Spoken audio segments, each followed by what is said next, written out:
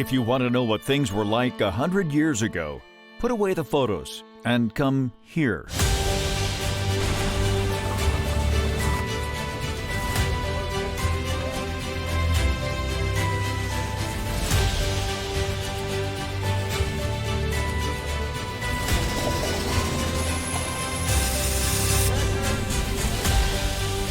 They are mixing flame, water, and sweat, taking us to the 1800s. Out here, it's a working classroom on how they built America. It was all about the steam. On ships, on trains, riverboats, lumber mills, and old tractors.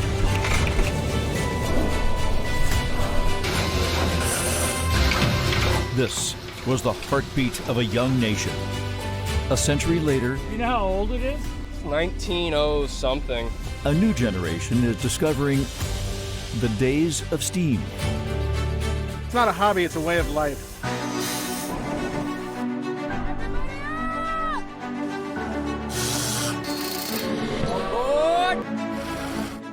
Our open generators are on. Okay, line up! We copy you down, Eagle.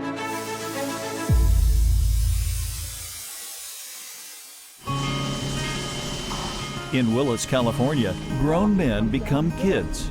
Their toys are giant pieces of Americana.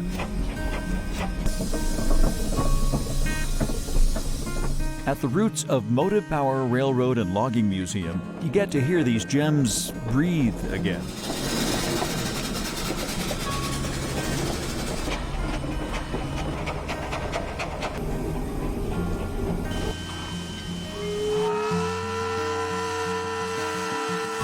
They've got the train, but in this yard, you will find so much more that has been saved and restored. This machine here is an Ohio locomotive crane.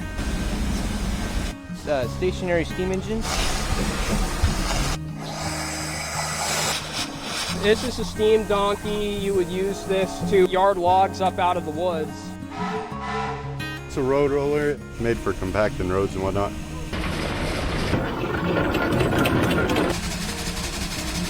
It was the largest machine on the West Coast.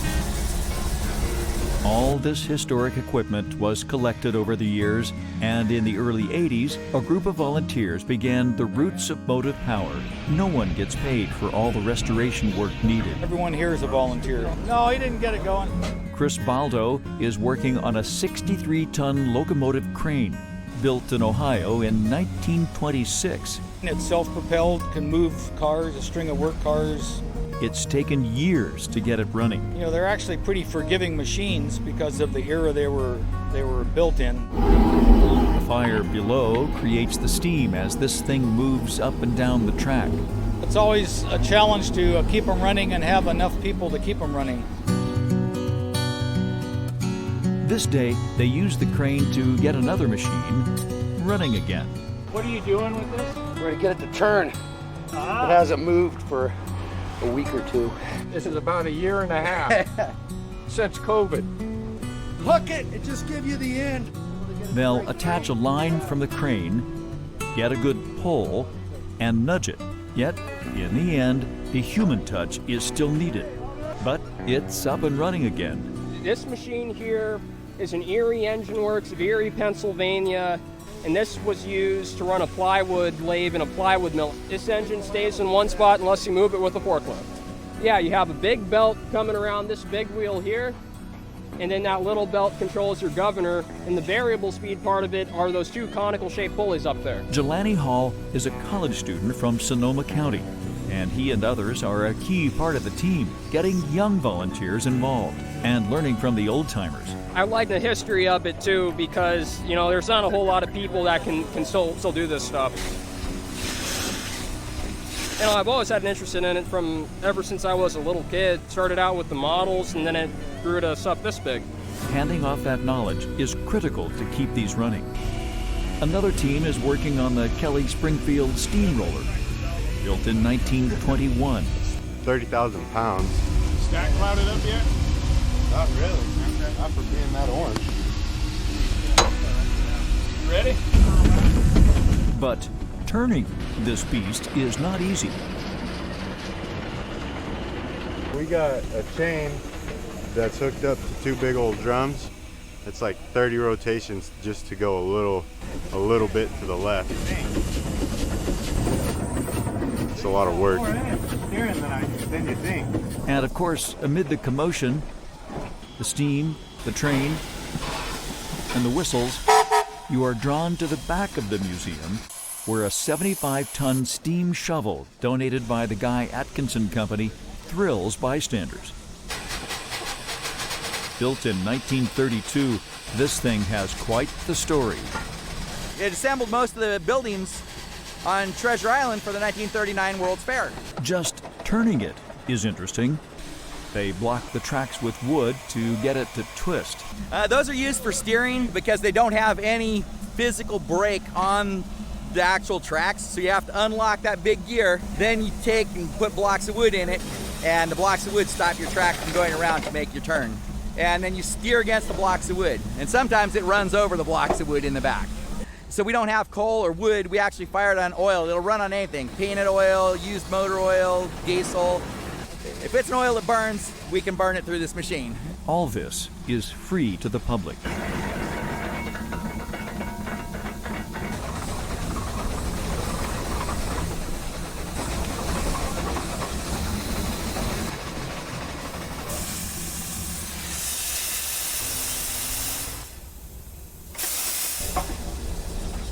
Up in the cab, we find two old friends. We first met Ken McCreary and Devin Montalbano down in the engine room of the Liberty ship Jeremiah O'Brien in San Francisco. And it sounds to me like it's working water out of the cylinder. You hear that popping sound? That's water. The pair and hundreds of other volunteers keep the World War II steam-powered cargo ship running. They come to this place for the same reason: the love of the steam.